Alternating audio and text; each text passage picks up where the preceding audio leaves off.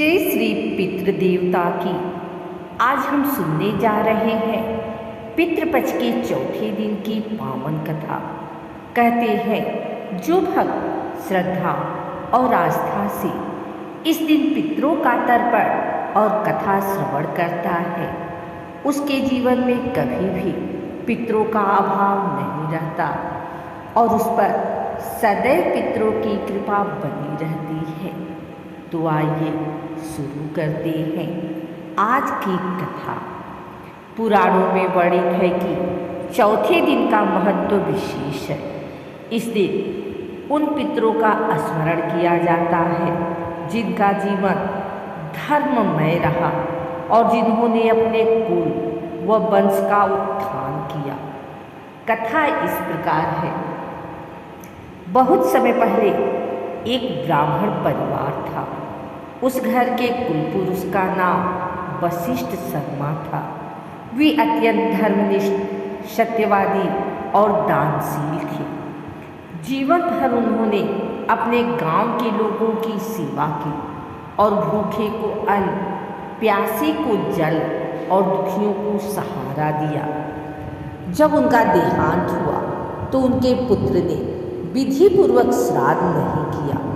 पुत्र धन संपत्ति में इतना डूबा रहा कि उसने पितरों का स्मरण भी नहीं किया।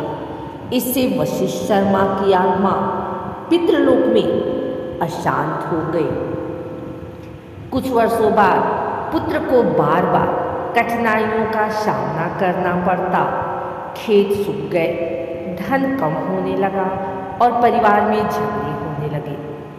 एक दिन स्वप्न में वशिष्ठ शर्मा प्रकट हुए और बोले, हे पुत्र, तुमने मेरा श्राद्ध और तर्पण नहीं किया, इसलिए मेरे पुण्य का फल तुम्हें नहीं मिल रहा। यदि सुख समृद्धि चाहते हो तो पितृपक्ष के चौथे दिन विधि विधान से तर्पण करो और कथा सुनो। पुत्र ने जागकर तुरंत निश्चय किया।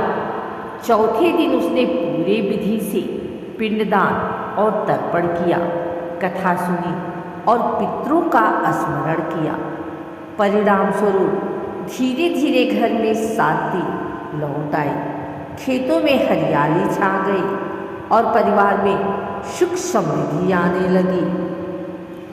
इसलिए कहा गया है कि पितृपक्ष के चौथे दिन किया गया तर्पण और श्राद्ध विशेष फलदायी होता है। इससे पितृ प्रसन्न होकर आशीर्वाद देते हैं। घर में शांति, समृद्धि और संतान सुख मिलता है। आपने सुनी पितृपक्ष के चौथे दिन की यह पावन कथा। आशा है कि यह कथा सुनकर आप भी अपने पितरों का स्मरण करेंगे और उनके आशीर्वाद से जीवन में सुख शांति प्राप्त करेंगे।